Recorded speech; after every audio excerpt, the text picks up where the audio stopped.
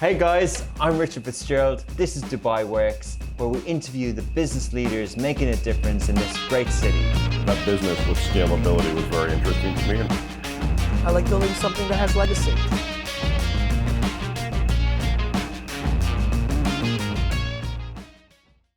Good morning and welcome back to another week of Dubai Works Business Podcast. This week, I'm joined by the CEO, the founder, not corporate, sorry about that, the founder, Omar Jackson of OJ Lifestyle.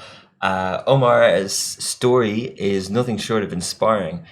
He started out as an entrepreneur when he was 13, and we'll talk about that. And now as a partner, he then became a partner, and he is a partner in a private equity firm. He recently launched his lifestyle brand, OJ Lifestyle. It focuses on key elements including experiences, fashion, and social sustainability. The brand includes a membership app, X by OJ Lifestyle, a gym, a fashion line, and more. Today, we're going to talk about his story, the recent launch of X by OJ Lifestyle, and also the current situation and how launching a brand and having an event during a global pandemic. Welcome, Omar. Thank you. It's nice to be here. Thanks for joining. So this is your first podcast, you mentioned. It is my first podcast, yeah. And I mean, so many of my friends get involved in podcasts, have their own podcast shows, things like that. But it's just something I've never done. I don't know how it's escaped me, but... You've done a lot of other media, though. Plenty of other media, video stuff, TV stuff, but just music, not a podcast. But it's nice to do something slightly different. Great. Well, thanks for joining. So the event was 2 nights ago. How was it? I mean, it was, from all the events that we've done, and I'm a big fan of doing events and bringing kind of people together. It went really, really well. And I was nervous for multiple reasons. Number one, it being a personal brand with my own name on it. It has something more deep inside you that it matters to you. But also because of the times we're in, it was the first event, licensed event, since COVID had started. So here in the region, in the region, yeah. So it was. Did you need special permission for that?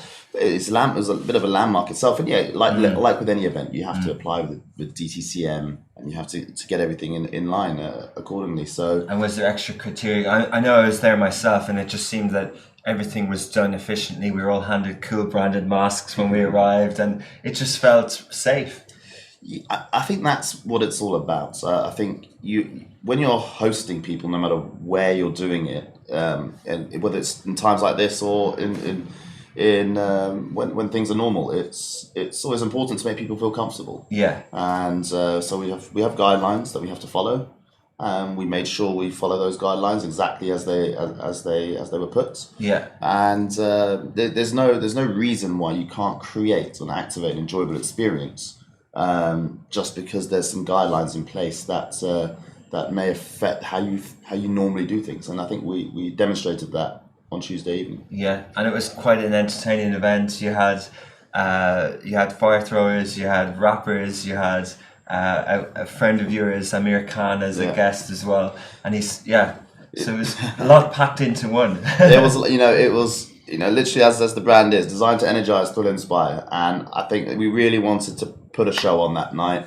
No one's had any events to go to for several months now, and I just wanted people to leave that place with a smile on their face and feeling confident and passionate about the brand, and just with a memory. And I think that will be a memory because it's been so long since people have had an event and got together that people or anyone that was there will remember that evening. For some time, and that's what matters to me. When you own the event yourself, you have more license and creativity and freedom. I know you sponsored OJ Lifestyle sponsored Redfest before. What do you think the difference is with sponsoring someone else's event and holding your own, despite extra work?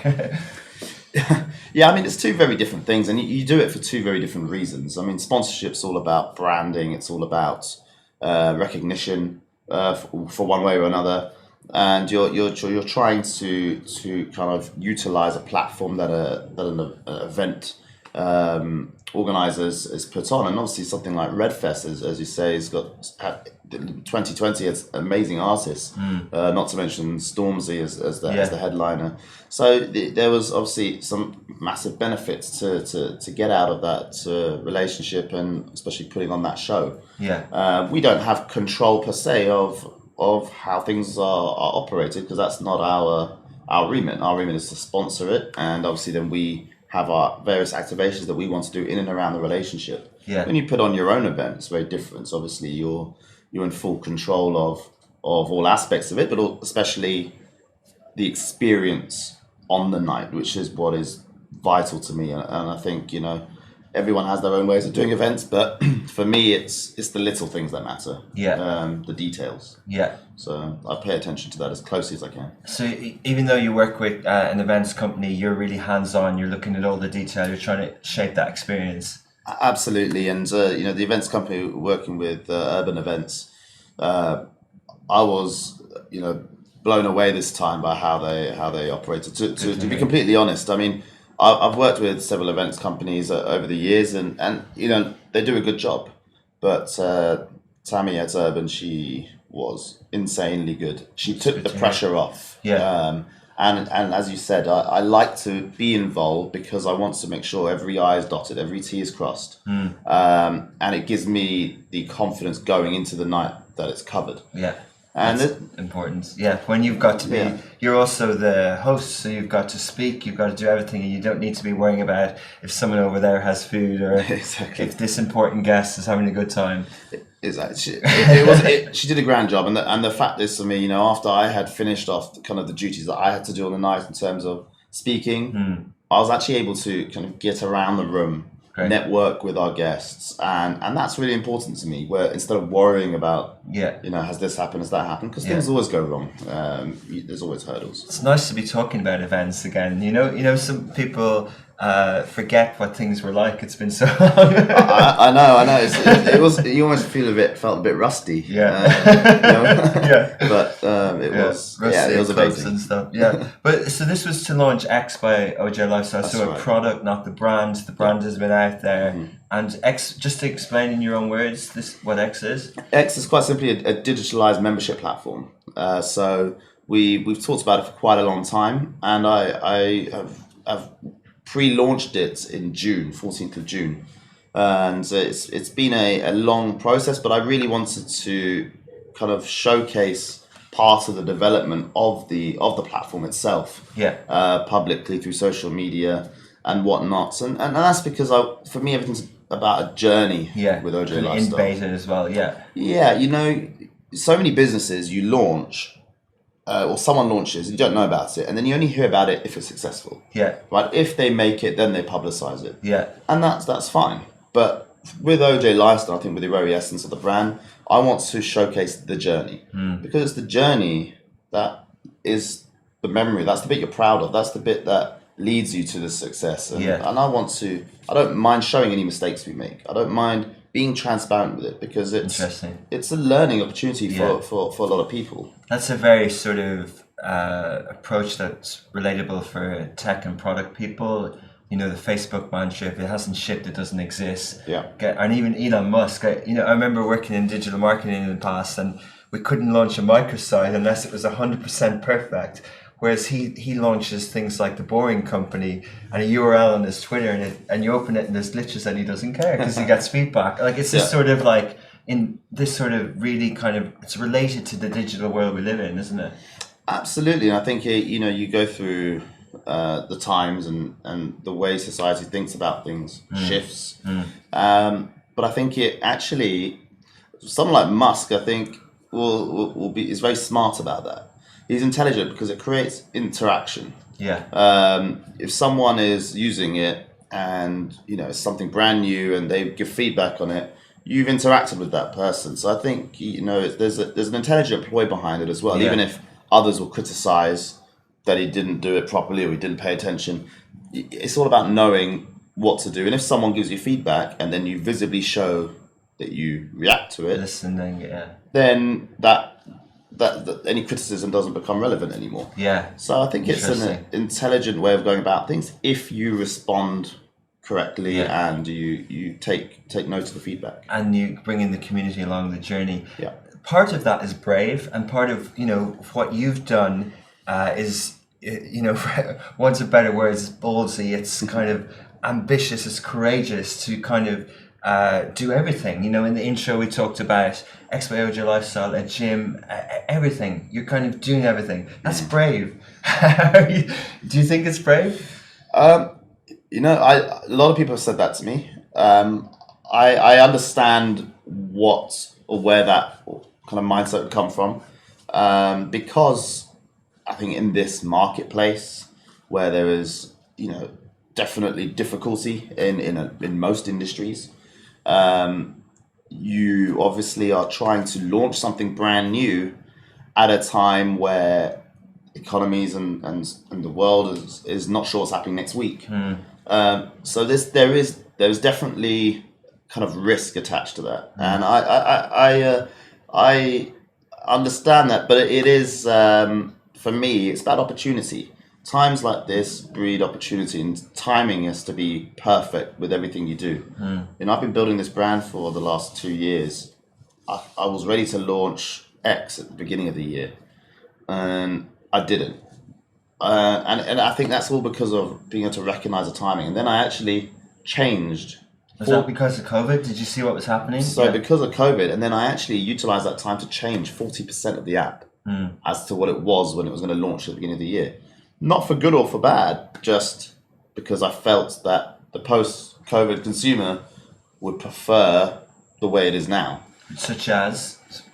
The functionality of it, the way we were actually marketing it, the way the homepage appeared.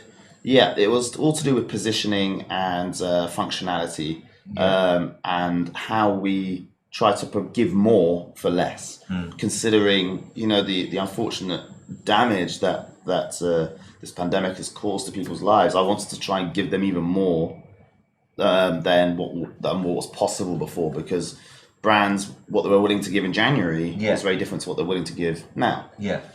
Because they want the business too. Okay. So it was renegotiations. Yeah. So we'll talk a little bit in a second about the lifestyles category. Just on that previous question about doing everything and being ambitious, which is fine in a trait of a good entrepreneur. Other times people say to have focus and to choose one thing.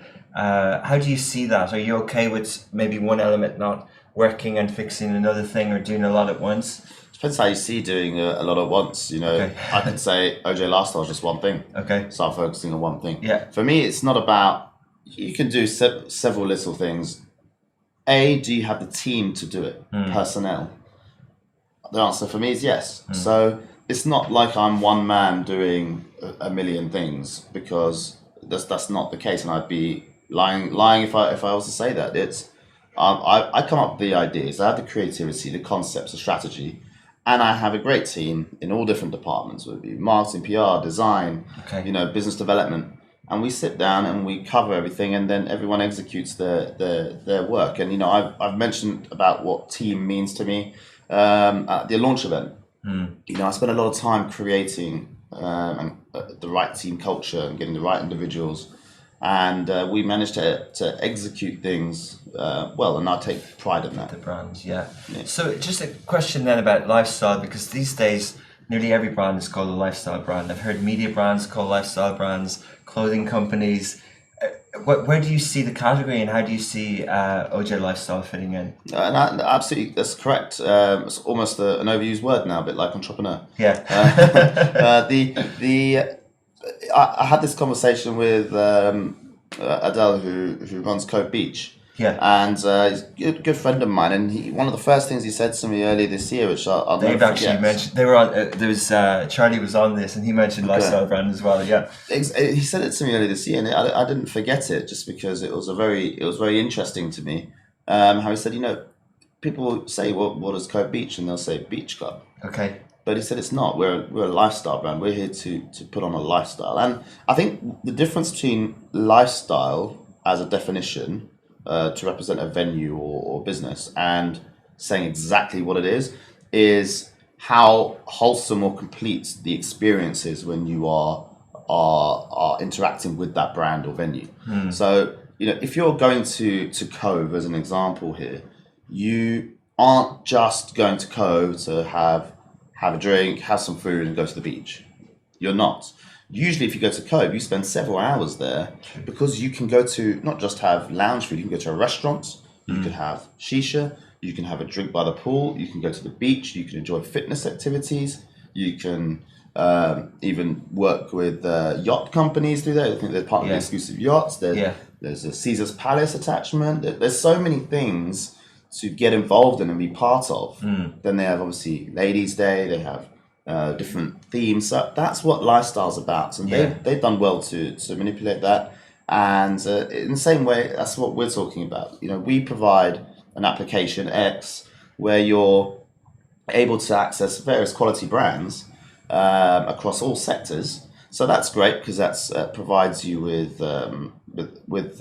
lots of different avenues to go down, whether it be F&B, hospitality, etc. But then we'll also give a gym because health and fitness is important. Yeah, interesting. But in terms of, would people relate it to it as a concierge service, or are there prototypes that you saw that you thought that works quite well, but I'm going to do my own version? Or because I don't subscribe to an OJ Lifestyle competitor, and I wonder what am I missing and how it benefits me. So what's your kind of packaging in that way? For the app itself, in terms of how it benefits everybody, you're getting a lifestyle boost with quality brands. So we select our brands rather than brands choosing to list themselves. The point of that is it's quality, not quantity. So every sector, you name it, you'll have 1, 2, 3 options on there that fit our criteria that we list. And then we don't list their competition because I don't like to dilute the business that we are providing to one firm in a sector. You then obviously, not only is it discounts or offers or experiences, you're also able to access our gym when it launches. Is this the same gym that Amir Khan is involved in? Exactly. So the Box by OJ Lifestyle, powered by Amir Khan, that will open over the next couple of months, certainly before the end of the year. And it's exciting, and it's only possible to enter if you're a member of X by OJ Lifestyle. Okay. You actually utilize something called X points. So every time you redeem with a partner of ours, you get points. And it's 1 point for every entry to the gym that comes off. So loyalty element to it. Loyalty element. So basically we're saying you can get between 1 and 3 points for every redemption you make with a partner. Those points get uploaded to your accounts. You can see that. So if you say, okay, I do 5 redemptions a month, whether it be my dry cleaning with Champions, or I want a car, or I even want some kind of design services. We've got all the business professional services on there too. Yeah. You will get anything between 10 and 15 points for five redemptions, let's say, and that's 10 or 15 trips to the gym. Okay. So by using the services, you redeem the gym access? Yeah, exactly. So you don't pay for the gym. We're creating that wholesome experience where where everybody wins. And that is the true balance of it. And that's how we managed to attract so many brands who don't list with any other platform, or who have never listed with any other platform. Such as what? I mean, you can look at Cove themselves. The Zion Narai Resort. Okay. I mean, Narai Resorts is becoming globally renowned for its paradise, if you like. Interesting. It's a very interesting setup in that sense. Even the likes of Bagatelle in the F&B, they are very particular with their brand guidelines, and that's because we give our brands control. We don't say you have to do 2 for 1, 50% off. We're experience driven. Is this accessible to everyone? Are you from a price point of view, and also from a quality of brands? Are you kind of going for a certain type of clientele? When you have when you're working with quality brands, that doesn't mean luxury. It's about quality of service, quality of reputation. Naturally, quality tends to come at a particular price point, or certainly within each sector, quality brands will be in the top 20% in terms of price point.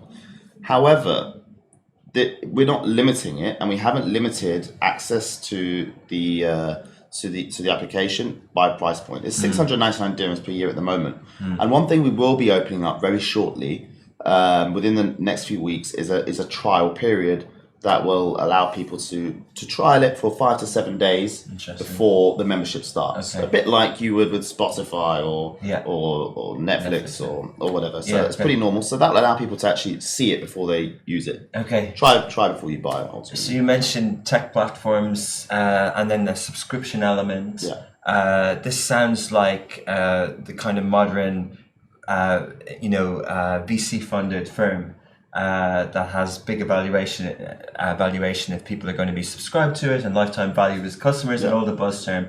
How have you approached funding or investment? Is this something that you've found VCs to kind of support, or I know you're a successful entrepreneur in the past. Is this something that you're self-funding? It's something I'm self-funding. It's literally a purely personal project to me. It's something I'm really passionate about. When I say passionate about, I'm not talking about the tech or apps. I'm talking about the very essence of why I'm doing this brand and what I'm looking to achieve out of it, and the community element that I'm trying to bring together.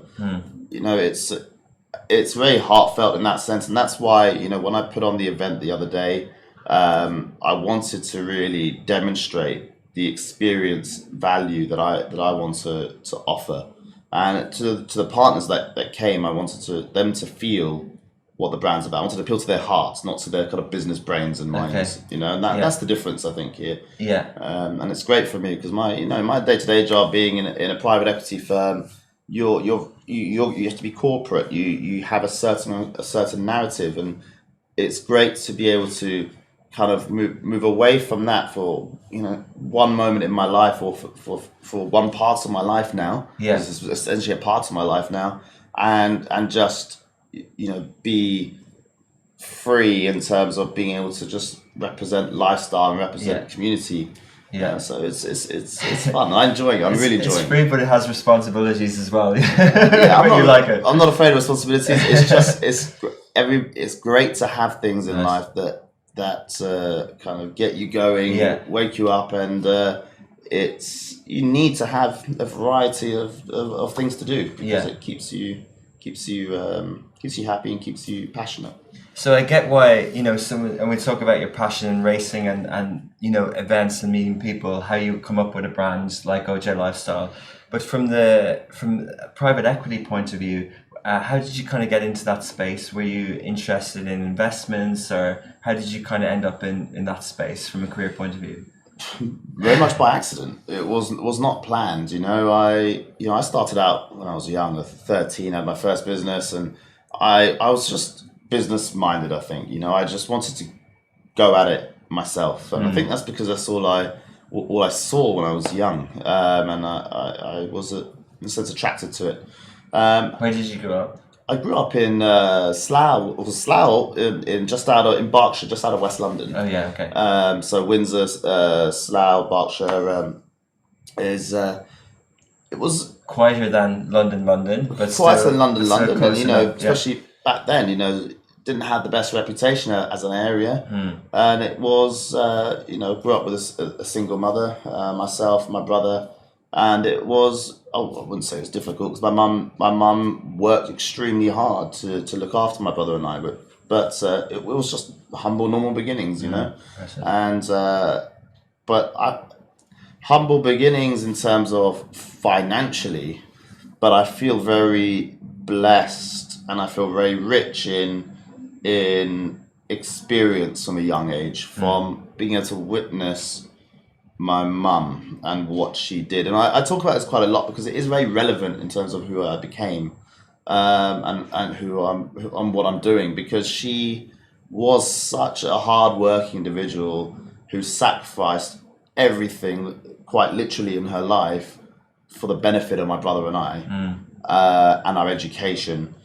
And when you're older and I now am able to look back and just think, that was a good foundation, pretty damn impressive to be working full time or beyond full time and have 2 kids, as a single mother, and have, a house with a mortgage, and car and this and that. And then eventually, you know, trying to send us to a private school, you know, and because she set up her own business and then started working started off in one of the bedrooms in the house, then went to the garage and then moved into an office. I saw Impressive. It was a mortgage business, and I saw my mum start. I remember being like maybe 7, 8 years old from one computer in the 3-bedroom house in the 3rd bedroom. My brother and I would share a room, and then moved to a garage, then moved to a small office and a bigger office. Step by step by step, yeah. So I witnessed that as a kid, and you know, I was obviously drawn to that and that energy and the fire for that my mum had, because she had to provide for my brother and I, but she didn't have to go as far as she did to try and give us everything. Yeah. And that's what when I say everything, that's where I mean like rich in knowledge and experience. And you know, she'll send us to this thing called Kumon, which was this maths kind of class, extracurricular maths classes. You know, which helps in the finance world. yeah, I suppose so. And you know, she was doing everything she can to give us a rounded education, not just books, but you know, in every aspect. She would try and when she could, you know, even something little like take us to the theatre, you know, for that kind of cultural experience. Okay. The little things like that mattered to my mum, and it really matters to me. Yeah. I know, I recognise where it comes from. Sounds like an impressive lady, and it's great to hear this story and the gratitude that you have. We don't often hear it, so it's great that you do speak about it a lot. So obviously you wanted to be an entrepreneur. Some people say they're an entrepreneur because they can't be employable or they can't do this. And then, you know, just touching on that, are you employable? Probably not. Why not?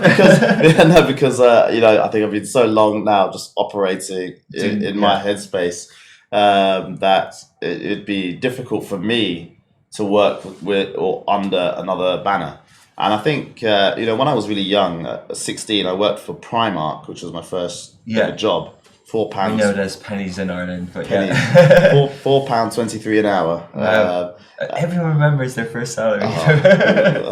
It was was that minimum wage or below it? It was actually below. Well, no, it's minimum wage, but I think they take between 16 and 18, the minimum wage is lower than 18 plus. Okay, wow. Because you're still theoretically, I think, supported, as you're still living at home. Yeah. So, and anyway, and then I worked for the airport, and I decided at that point, it was literally then I said I'm never going to work for anyone else again, and I never have. So, I think again it's just a desire at that point, but being employed, it all depends on your experience. I think you know, the reason these days people go into business are 2 reasons: A, because they got a dream.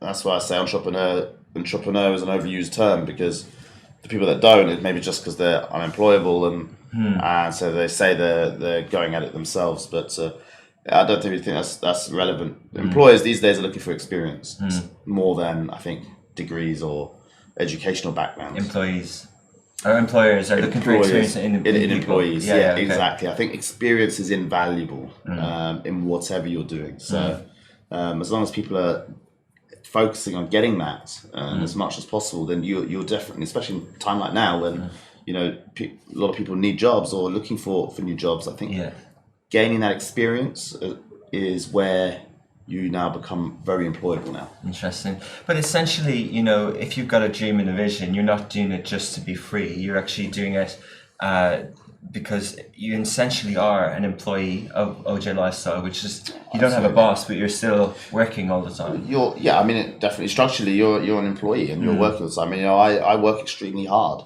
If anything, you know, it's no, there's always a misconception in the world that just because you lead something, therefore your life is easy and you've got a bunch of people doing everything for you. It depends what kind of leader you are. And I said this a fair amount. You know, you've got kind of commanders and bosses, and then you've got leaders.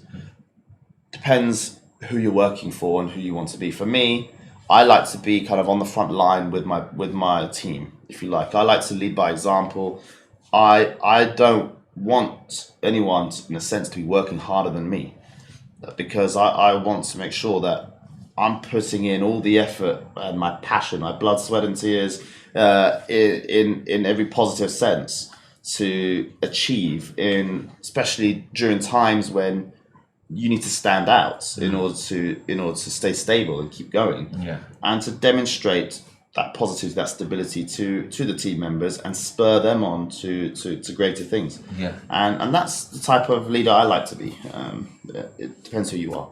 How do you do? We didn't touch on it yet. There's a sustainability element to your lifestyle, and I don't mean this indirectly, but how do you view good business? Because there's a lot of talk this year globally on CEOs and being accountable and being involved in having commentary on global issues, whether it's diversity or whether it's different sorts of things. Do you think that's good business, or is good business doing capitalism well without sort of towing the line and things like that? What to you is good business?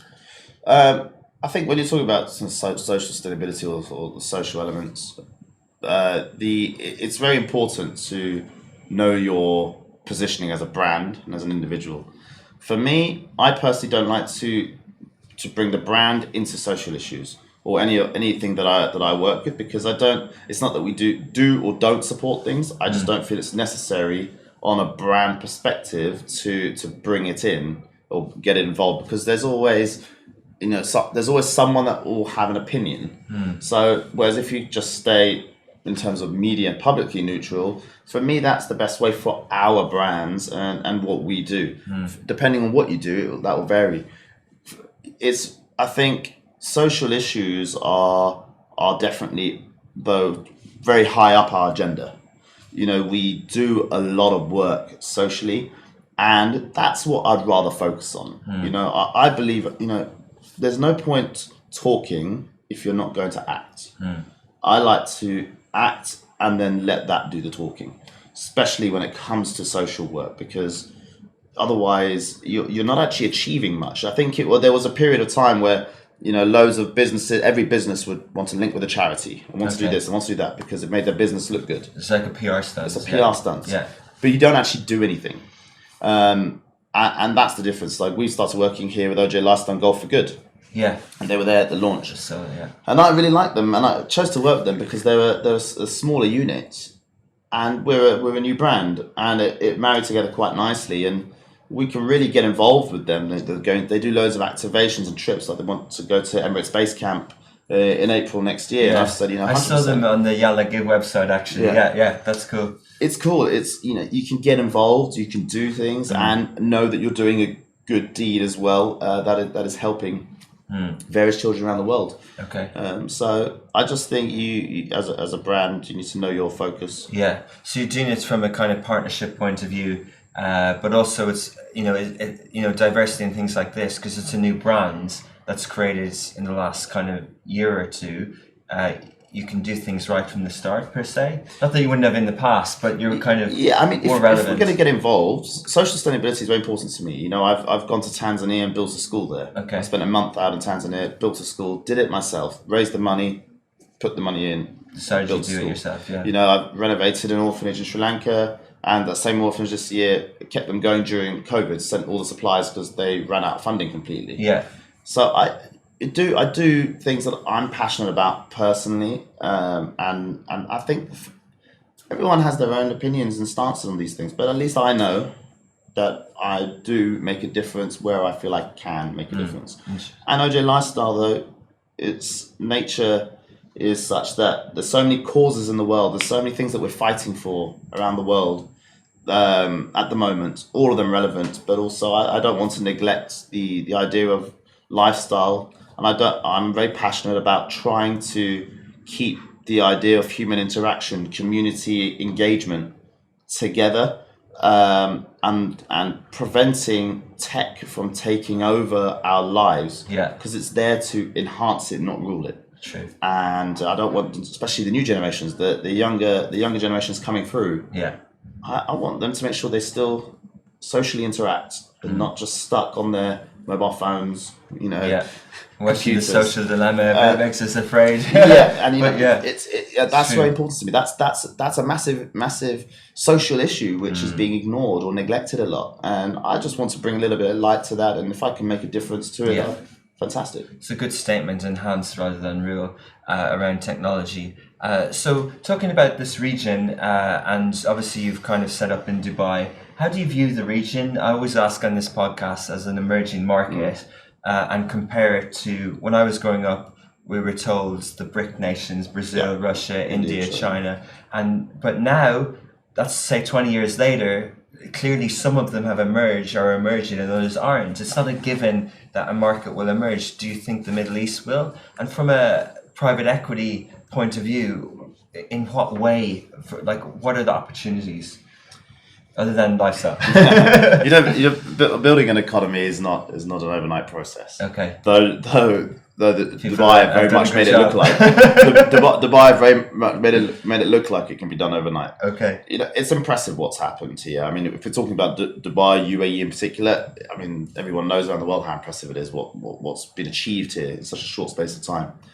The region, I think, is a difficult one in terms of how is that going to develop, because this region is really kind of separated into various different economies. Yeah, you've got some of the likes of the UAE, Qatar, Saudi that are really driving forward in their own ways. But the Dubai in particular has had a focus on tourism and has dominated that industry. Will certainly be one of the top 5 players in the last decade, and I don't see that changing. I see the passion here, and that's why it works for me very much, because the passion, desire here to develop, to be the best, to be the number one, to handle things such as this COVID situation more kind of in an economically friendly way, to benefit the most amount of people possible. Is kind of, well, you can't compare the level of success here in the last, even this year, compared to even where I come from back home in the UK. I speak to my friends over there, and it's a nightmare, and that's just because of the leadership and how it's been handled. And I think that shows where the leadership is paramount to success in the economy. Yeah. And it shows that with stable leadership, with the right methods, the right teams, you will have a settled economy here. And I don't think, I wouldn't say the UAE's ever been, you have the BRIC nations, like you said, it's UAE you don't see as a BRIC, or it's not in the next 11 as it's known after that. I don't think people really refer to those kind of segments anymore in the finance world, in banking or PE, because it's so broad. The UAE economy is stabilizing. It will take time. Obviously, it's supply and demand as well, real estate, but tourism is the focus. And if it can survive like it has, and dealt with the times of a pandemic, and still be powerful, it shows how good the underlying economy is here ultimately, because many places have struggled far more than here, and I think anyone that doubted it has kind of seen it for themselves. Yeah, seen the recovery process activated and in line, and this country will be far stronger and leaps ahead in their market and their specialities like tourism over the next 2-3 years. So it's a nice positive thought. Well, I think it's important to recognise that, and I'm not just saying it. We generally are and would rather be here right now than back home in London and that or Ireland, but it's for sure. I don't think any of us would say otherwise. Yeah, true. I agree. So there's a reason for that, because we're more comfortable here. We're able to hold events. Yeah. Definitely not elsewhere in Europe. Yeah, exactly. But from it's interesting how you view the UAE as an economy that can be looked at as its own entity, rather than the region. But from an OJ Lifestyle point of view, do you see opportunities in the region? The leadership here, amongst many things that they do, they try and inspire the Arab youth. They try and MBS in Saudi Arabia has talked about Europe of the Middle East. Well, it's difficult to compare continents.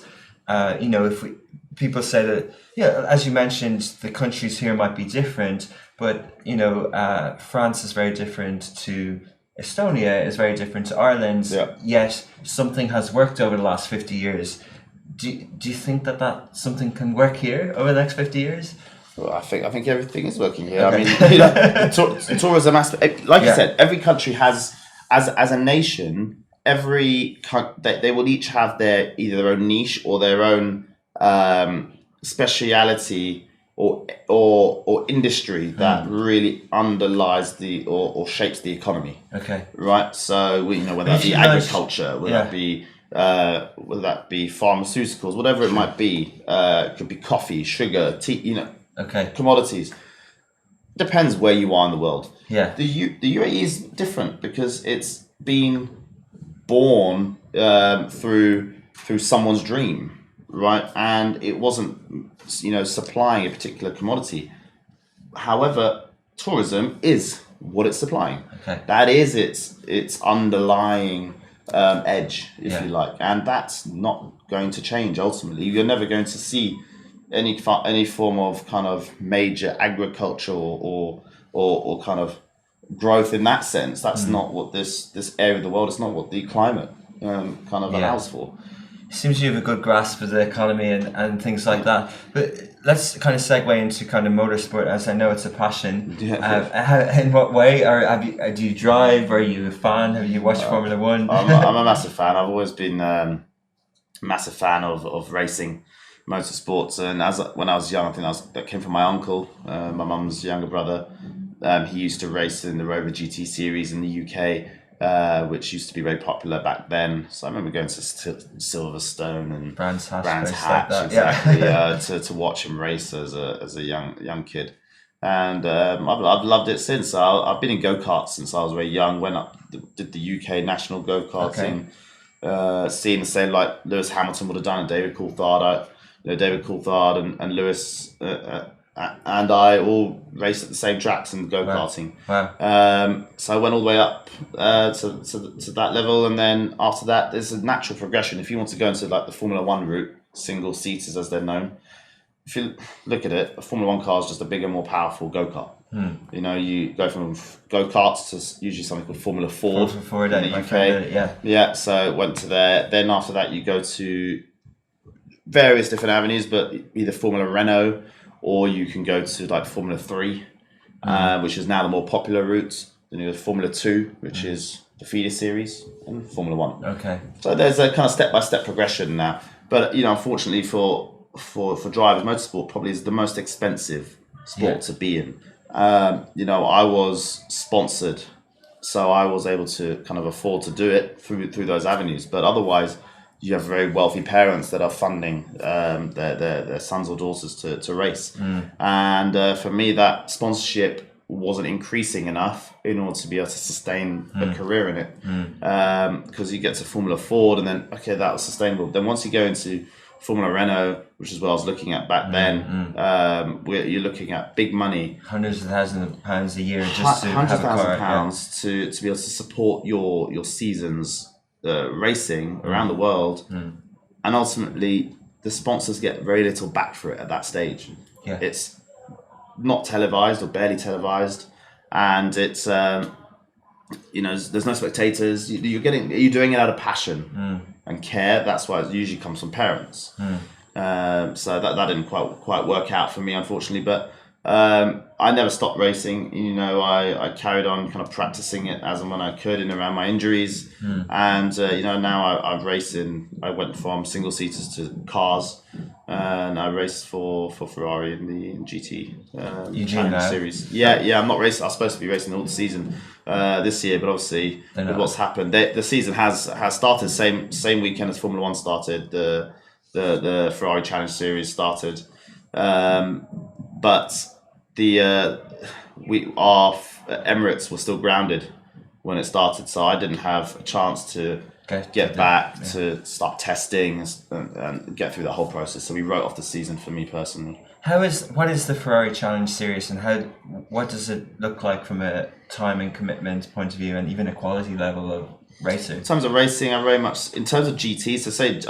To make it simple, to categorize GT as cars, if you like, and international racing, like supercars, racing cars. So I very much see this level of Ferrari GT racing as like basically being Formula 2 / Formula 3. Okay. You know, if I was to kind of consistently either win the championship or come in the top 3 in the championships for 2-3 years in a row, there's a good chance that Ferrari, especially, and if my relationship with Ferrari is strong, they will then upgrade you or kind of lift you and put you into the fold, into the, for example, the Blancpain series, okay, GT series. Now that is the equivalent of basically Formula One in cars.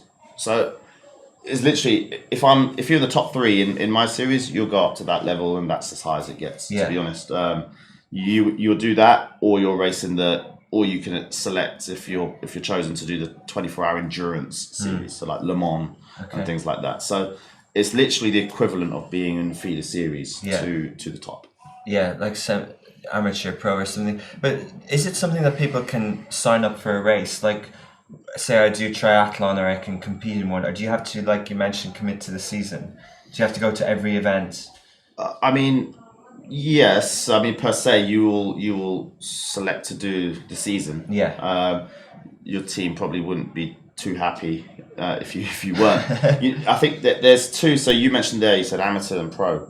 So when we're racing, you've got us pros who are experienced, you all have to have the license to be able to do it. It's a quite a high grade license. Your international B license, the top license is the international A. So one off the top global license. Yeah. Only thing above that is the F1 super license. To try and race, you need to be part of a team. If you're not part of a team, there are a few drivers who just kind of bought a car and are looking to go racing a little bit. They don't tend to take part in this series. There's not many of them, unless they really want to. But then they're not part of a team. They're just kind of there in their own structure. So it's unusual. But there's a few major teams though that operate. I race for a team called FF Corsa. Okay. They're one of the top there. So. Wow. And where are all the races? Is it all around Europe? All around the place. So we race all the Formula One tracks. So this year's season would have had Catalonia, in Barcelona, Spa, Belgium. Yeah. It's not just there. We also race. They do support the Formula One in Bahrain for quite a while. So just before the Formula One cars come out earlier in the day is our race. So it's the same weekend. Okay. Even this year, our last race of the season was supposed to be at Yas Marina, Abu Dhabi, just before the Formula One, a week before, 2 weeks before the F1. Yeah. That's been cancelled now and rescheduled to be in Italy instead. Okay. Wow. But no idea. Yeah, so it's pretty global. It's televised. Yeah. It's cool. It's fairly. If you're into motorsport, you know about this series. Yeah. It's highly competitive, but it's It's very professional because. What I don't like about racing, so many series, is the kind of lower level ones. You see people smashing each other off the track, and it's a non-contact sport, and I don't really want to be involved in that. It gets aggressive, yeah. It gets aggressive. Well, it brings me back about 10, 12 years ago. I went to see a friend outside Edinburgh. There was a place. What's it called? There's a racetrack in Scotland. I'm not sure. Anyway, he was racing Formula 4s and he got out of the car and he had a fight with a guy, and it gets aggressive. So from Formula Ford. Yeah. Look at that. Yeah. When you're racing,